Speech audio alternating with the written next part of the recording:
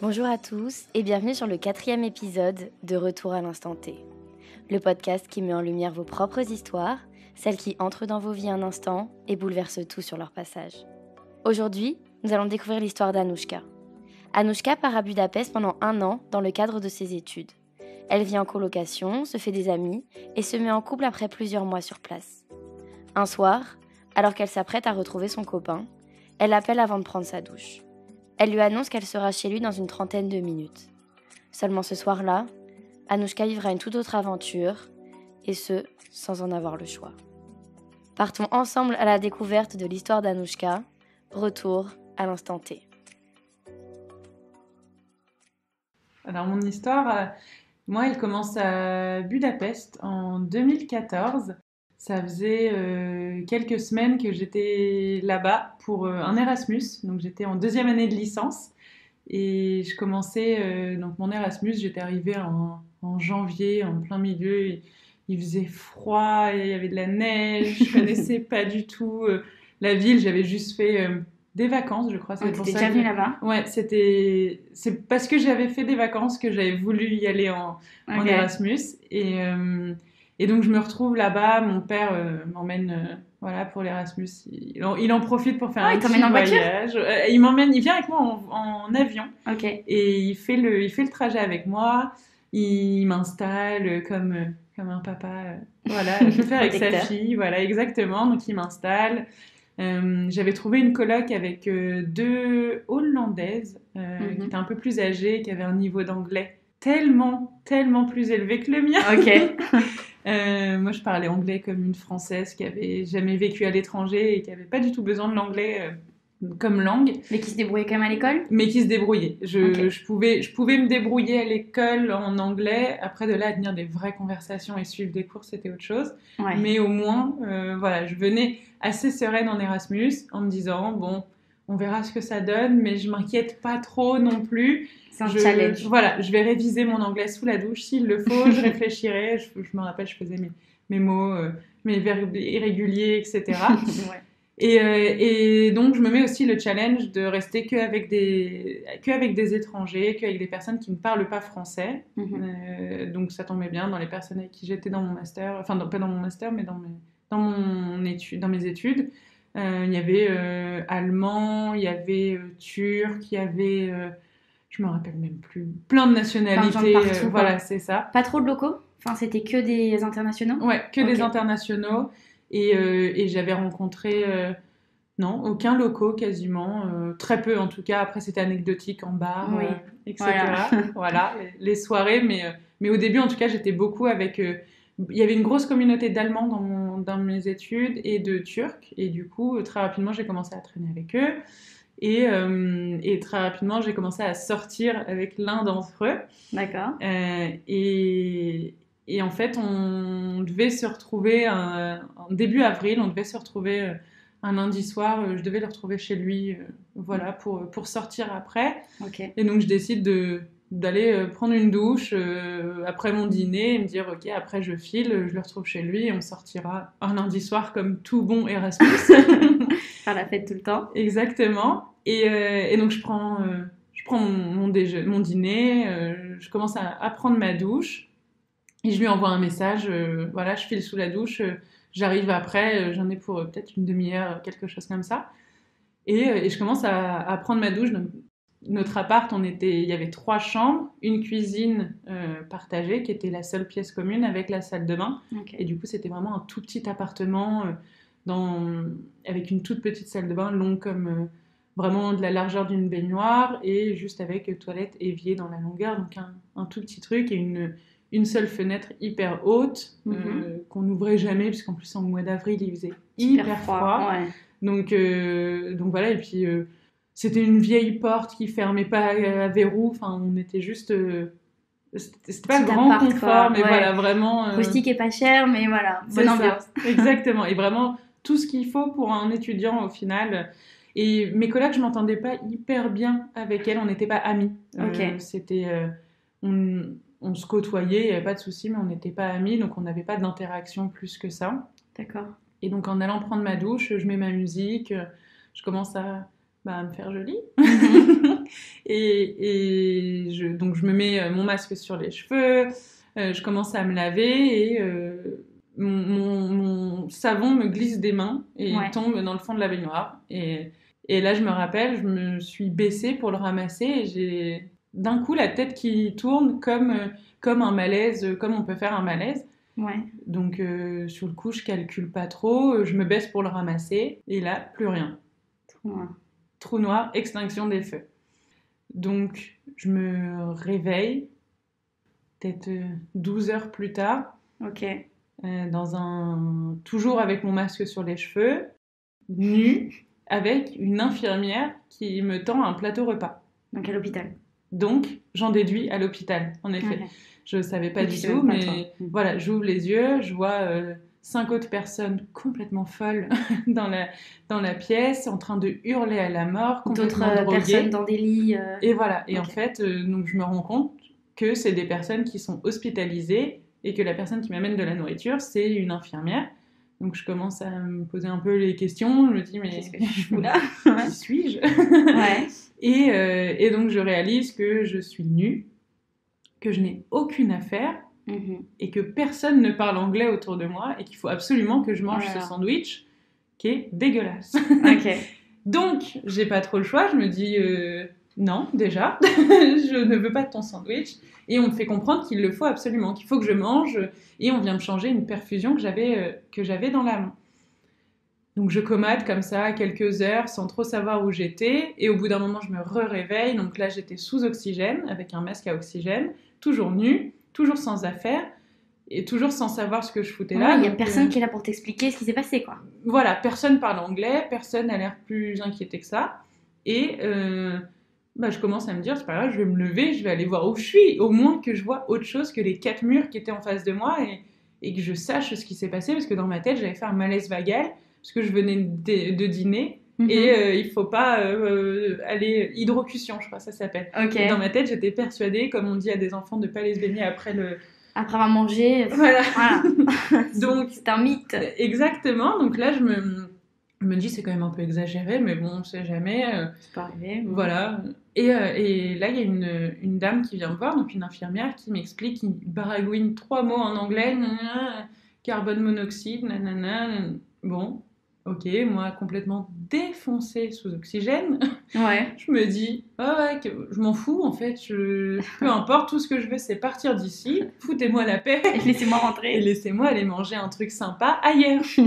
On est mardi, en plus j'ai cours. Enfin voilà, à ce moment-là, t'as vraiment des préoccupations un peu étranges. Parce que là, on est le mardi en pleine journée. C'est ça, Ok. exactement. Donc il doit être peut-être midi ou quelque Ok. chose comme ça. Moi, je vole à 30 000 avec mon oxygène, je suis complètement défoncée. Je sais pas ce qui se passe. À part carbone monoxyde rapidement, voilà. Vient une autre infirmière qui parle un peu mieux anglais et qui là, du coup, m'explique que j'ai fait une intoxication au monoxyde de carbone et que c'était suffisamment sévère pour qu'il m'emmène à l'hôpital. J'ai perdu connaissance, j'ai été dans le coma. Ok. Je me suis vraiment réveillée le lendemain, donc ça a été un court coma, mais que 2 minutes de plus et j'y passais. Mhm. C'est-à-dire que tu avais vraiment une forte quantité C'est ça, dans exactement. le sang, en fait, c'est ça, ouais. En fait, je crois que le taux doit être à, je sais pas, je vais dire n'importe quoi, mais 60% de monoxyde, tu meurs, Mhm. et j'étais à 58. Voilà. Donc c'était vraiment à 2 T'étais à 2 minutes doigts près. de- Voilà, c'est Ok. ça.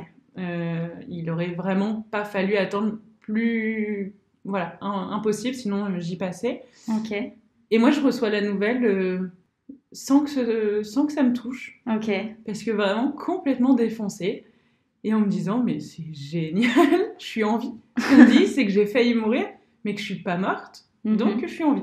Donc c'est super Donc c'est carrément le plus beau jour de ma vie. Ok, J'ai j'étais du complètement râle. ailleurs, quoi.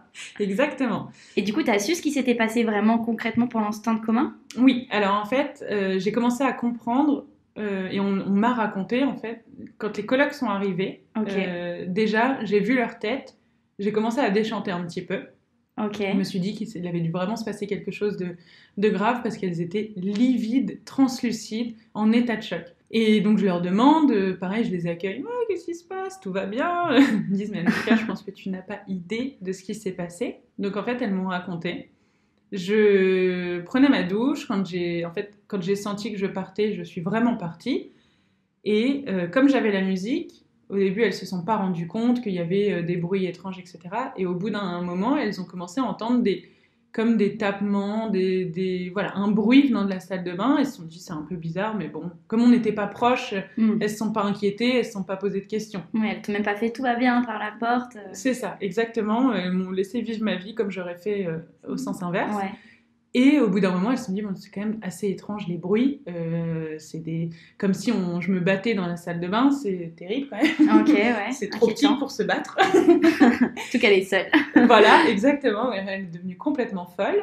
Et heureusement, la porte donc, ne se verrouillait pas. Donc elles ont commencé à m'appeler à travers la porte.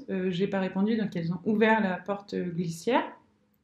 Et il y avait le rideau de douche. Et là, elles m'ont expliqué avoir eu tellement peur d'ouvrir le rideau de douche parce que les bruits qu'il y avait derrière les effrayaient. Oh.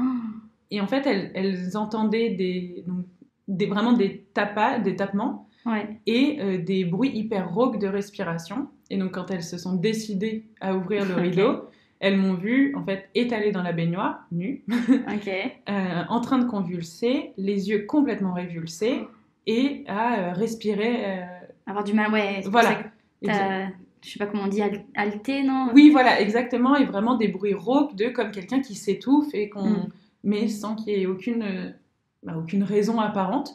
Donc elles ont évidemment paniqué, mais elles ont essayé d'appeler les secours qui ne parlaient pas anglais. Donc elles ont dû sortir de l'appartement, aller frapper chez la voisine, qui a appelé les pompiers qui ont dit c'est une tentative de suicide. Mes colocs ont dit non, alors, on n'est pas amis, mais on l'aurait vu. Visiblement, ça a l'air d'aller.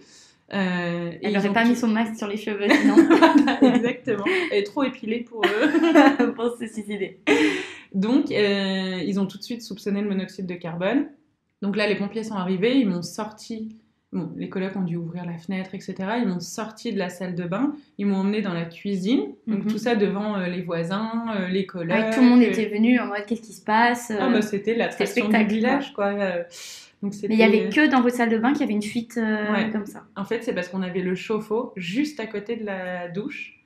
Et une toute petite pièce, en fait. Donc ça a vraiment... Voilà, j'ai eu le temps de me mouiller les cheveux, de me mettre un masque sur les cheveux et de commencer à vouloir me laver, et j'étais déjà intoxiquée beaucoup. Donc ils m'ont sortie, ils m'ont mis dans la cuisine, ils ont essayé de me perfuser, mais comme je convulsais, ils m'ont charcuté les bras. Et ensuite, ils m'ont emmenée en urgence à l'hôpital. C'est là que j'ai perdu connaissance, que j'étais du coup en court coma, mais dans le coma. Et donc, moi, je me réveille comme ça. Entre-temps, les colocs avaient essayé d'appeler mes parents, qui ne parlent pas un mot d'anglais. Ni d'allemand. Ni d'allemand, ni de rien du tout. Ah non, hollandaise. Et qui ont compris uniquement Anouchka hôpital. Ok, donc panique en plus, panique. Panique à bord, en plein milieu de la nuit, on les réveille pour leur dire que leur fille est à l'hôpital, sans savoir pourquoi. Ma mère, ça ne fait qu'un tour, elle imagine qu'elle est en train de mourir. Voilà, c'est ça. Mon père commence à faire sa valise pour me rejoindre en voiture et aller nous chercher complètement en état de choc. Sauf qu'il ne comprenait pas, il ne savait pas ni où, ni comment, ni ce qui s'était passé. Et il décide du coup d'appeler mon frère, qui était en Erasmus en Espagne avec sa copine à l'époque. Et donc, il s'est passé que la copine de mon frère avait mes colocs au téléphone. Parce qu'elle parlait mieux anglais. Parce qu'elle parlait mieux anglais. Donc, mes colocs ont expliqué ce qui s'était passé. Elle l'expliquait à mon frère et mon frère racontait à mes parents.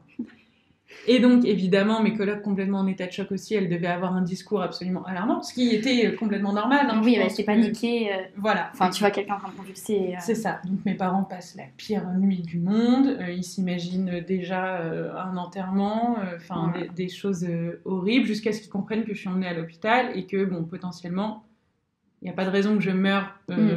J'étais pris en charge. Mais ils attendaient donc que je me réveille pour pouvoir me parler. Parce que du coup, tes colocs, elles t'ont accompagnée à l'hôpital. Oui, parce qu'elles ont été obligées d'être, elles aussi, sous oxygène, parce qu'elles avaient un taux élevé, en fait, d'avoir été dans la salle de bain, etc.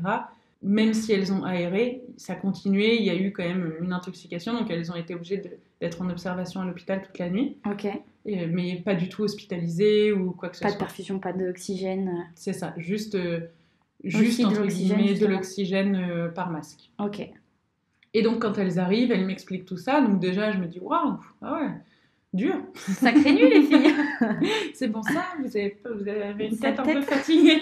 Et donc elles me disent appelle tes parents quand même pour leur expliquer. Donc moi complètement défoncée, j'appelle mes parents. Salut! C'est moi! Qui est en vie! Ah oui, d'accord. Pas du tout bon ton, quoi. Ils m'ont détesté. Ils étaient aberrés. Ils me disaient, mais tu te rends pas compte du stress qu'on a eu. Et moi, j'étais là, mais pourquoi stresser?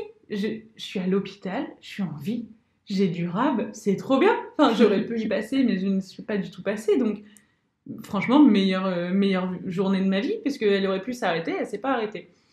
Donc mes parents me détestent, ils me disent beaucoup, vraiment rassurés, bon trop bien, tu vas bien, prends bien le temps de te reposer et de souffler un petit peu. Mais ouais, je raccroche et je demande à l'hôpital pour sortir.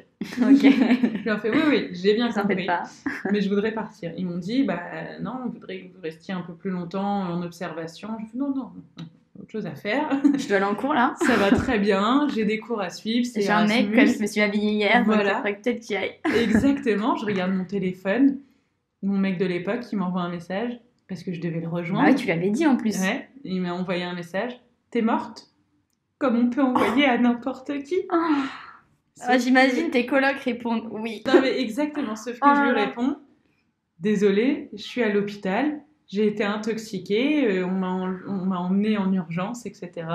Je crois qu'il n'a jamais autant regretté un message un peu ironique comme ça. Obligé, traumatisé, il se dit « Ah mais non, mais qu'est-ce qui s'est passé ?» Enfin, voilà. Donc, moi, comme tout va bien, je suis au top de ma forme. Je me dis « Allez, je m'en vais, c'est bon. Au pire, j'ai un peu mal à la tête. Il m'avait dit ça peut entraîner des pertes de mémoire. Enfin, c'est quand même assez... quand même, c'est lourd. Voilà, c'est quand même le monoxyde, ça peut attaquer sur le long terme. Alors, je suis pas que niveau mémoire ou il y a aussi d'autres choses qui t'ont... Je me rappelle plus ce qu'ils m'ont dit. Je me rappelle qu'il m'a dit si vous avez des pertes de mémoire dans les prochaines semaines, n'hésitez pas à vous faire aller voir un médecin pour vérifier que tout va bien, etc. Ok. Et voilà, j'ai dit oui, très bien, mais de toute façon, j'ai jamais eu une mémoire de fou, alors... Oui, ça parlait toujours, laissez-moi partir. Tout va bien, je vois pas pourquoi ça irait pas.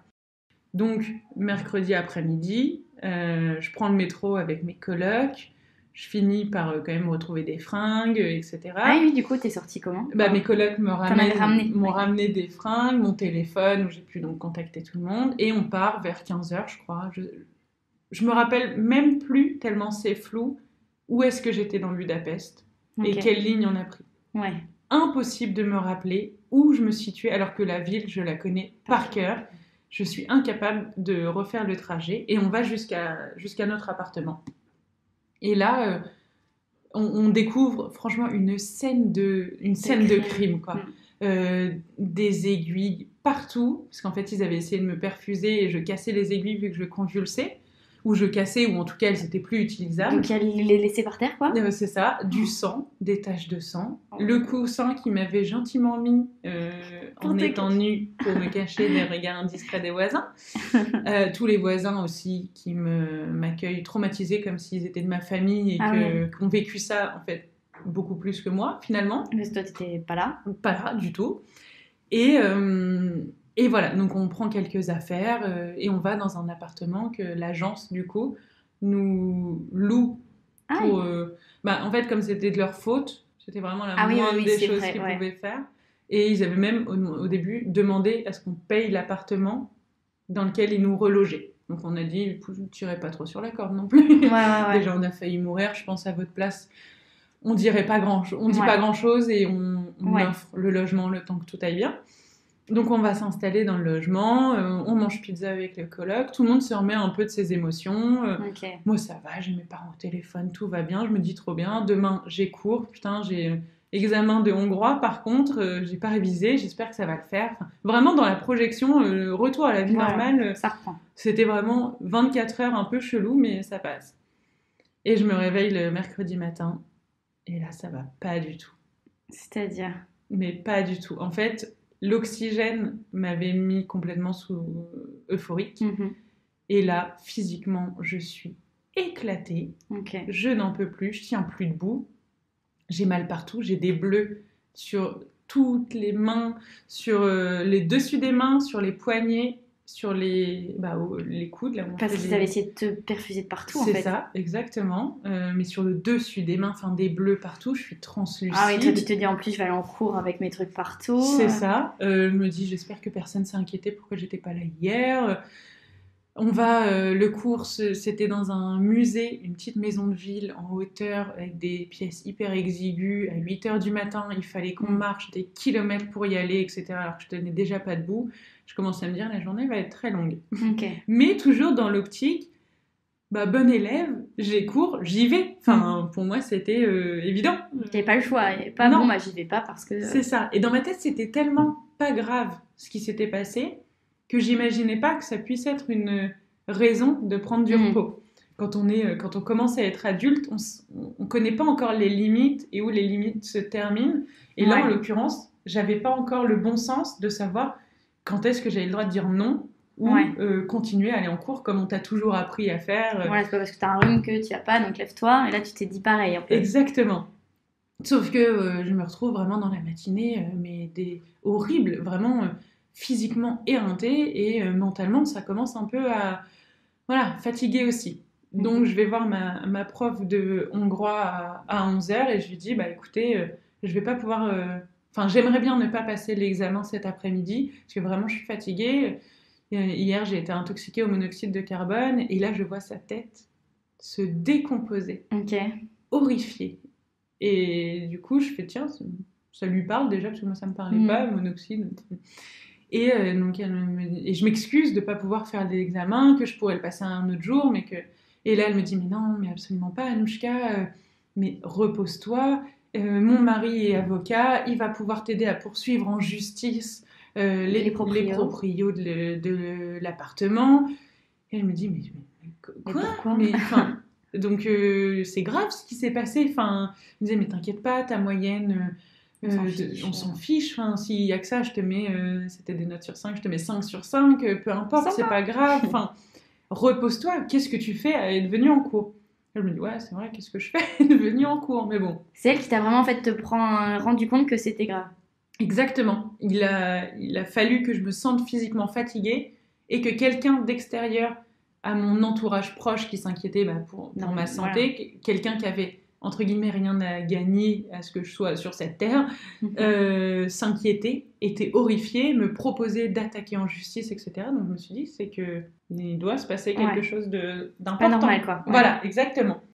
Et du coup, je rentre chez moi et j'avais prévu de faire un resto avec une amie française le mercredi soir. Donc on se retrouve au resto, fatiguée, mais bon, voilà.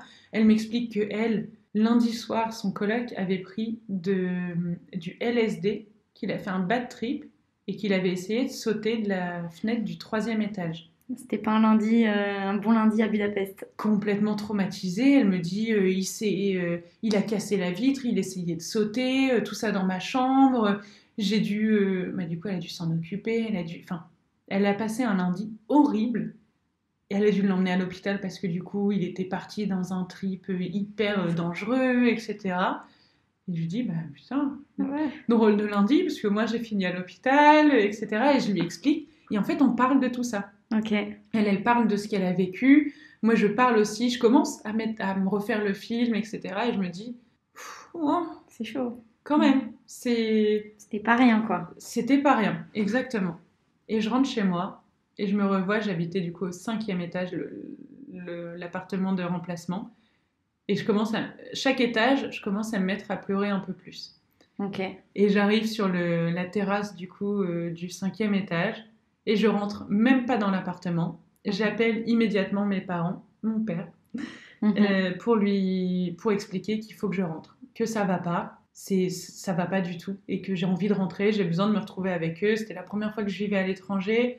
Que je vivais seule d'ailleurs, parce que je vivais chez eux quand j'étais en France. Et après un moment comme ça, j'avais besoin de rentrer chez moi un petit peu. Donc là, on amorce un peu le négatif, le contre-coup. Et en fait, là, je commence à prendre conscience qu'il s'est passé un truc grave et qu'être en vie, c'est sympa, oui. Mais qu'il y a quand même une étape d'acceptation et de réalité qui est assez difficile. Et donc, je rentre le dimanche, donc même pas une semaine après mon accident, à peine. Ok. Là, tu l'appelles jeudi soir, c'est ça? Le mercredi soir, je les appelle. Okay. En gros, lundi soir, l'accident. Mardi, je rentre chez moi. Mercredi matin, les cours, le musée, etc. Mercredi soir, je les appelle au bout du rouleau. Vraiment 48 heures après l'accident. Là, le vrai contre-coup. Voilà, ça va plus. Et le dimanche, je suis dans l'avion pour rentrer. Mes parents prennent des photos quand je suis rentrée de moi avec des bleus énormes encore. Donc 6 jours après, j'avais encore des bleus énormes partout, blanches, translucides. Et mes parents qui commencent à me dire hey, « ça gaze !» Quel humour. Et là, je dis « trop tôt ». Vraiment. On vous la sortir dans 6 mois, mais là, ça passe pas. Là. Pourtant, j'aime bien les blagues nulles. Mais là, je sentais que c'était trop. C'était trop tôt, c'était pas possible. Et eux, en fait, avaient prévu donc, le lendemain de partir voir mon frère qui était en Espagne, en Erasmus en Espagne. Et donc, ils m'ont pris un billet pour que je puisse aller les voir. Donc, au final, je me fais une semaine vraie déconnexion, même pas chez moi, où j'aurais pu avoir le réflexe cocooning, à dormir dans mon lit, à me faire chouchouter, un peu le côté régressif du traumatisme. Là, bam, je sors tout de suite de ma zone de confort, entre guillemets. On part en Espagne, au soleil, avec les potes d'Erasmus de mon frère, sa copine. Trop cool. Almeria, la plage, les vraie cocktails. coupure, quoi. Voilà, la vie d'Erasmus. Mais d'ailleurs. Mais au soleil, voilà, avec ma famille en plus. Donc, tout bénef. Et je rentre à Budapest requinquée. Vraiment requinquée. Une ça semaine va plus mieux. tard. C'est ça, peut-être 10 jours, le temps de trajet, etc. Mais voilà, en gros, 10 jours plus tard, je reviens, fraîche, ça va, un peu plus réaliste. Donc, à savoir que il s'est passé un truc important dans ma vie, pas très cool, mais ça va. Et du coup, les semaines continuent et je commence à me rendre compte qu'il y a des petits trucs qui passent pas. Typiquement, les sirènes d'ambulance. Commence à chaque fois à me dire c'était moi. J'ai aucun souvenir de la sirène. Entendu. Voilà. Inconsciemment peut-être. Si je l'ai entendu, voilà, ou si c'est juste un automatisme, tu sais que c'est ça. Et je commence vraiment à me dire putain, c'était moi.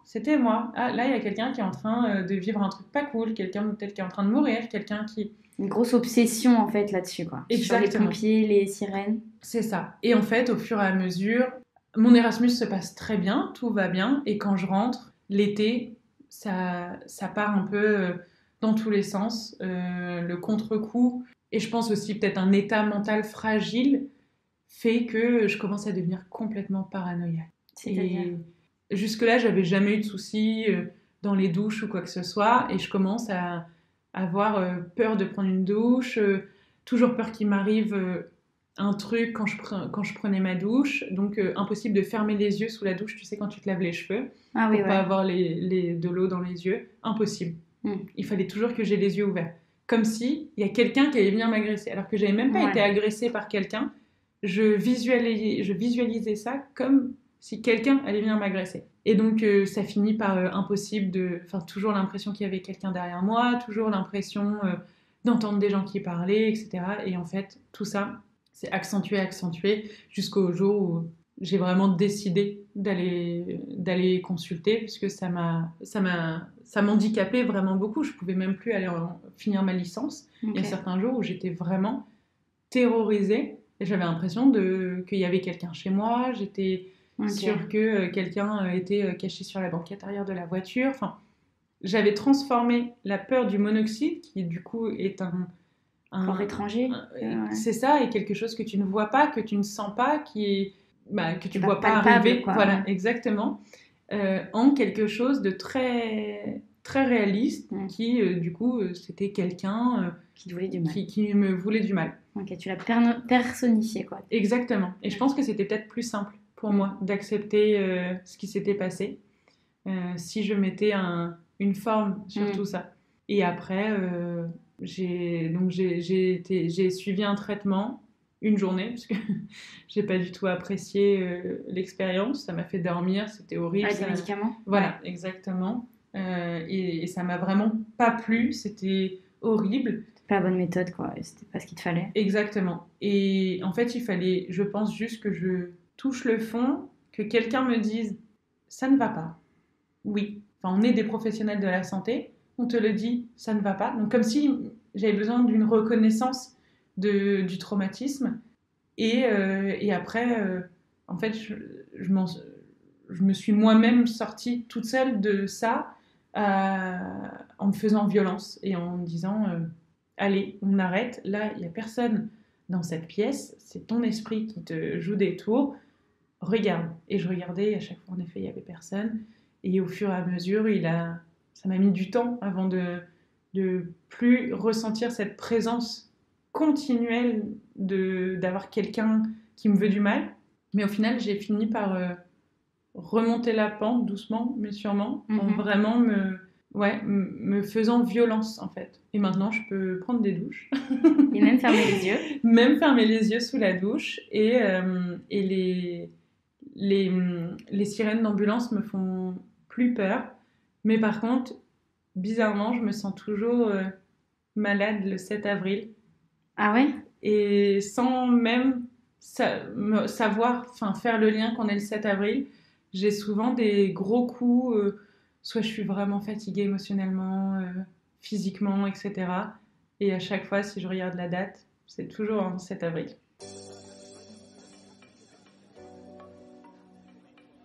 Merci à vous d'avoir écouté cet épisode de Retour à l'instant T. J'espère que celui-ci vous a plu.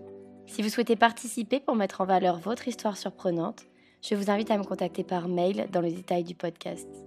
Merci à Anouchka pour sa participation et à bientôt pour le prochain épisode.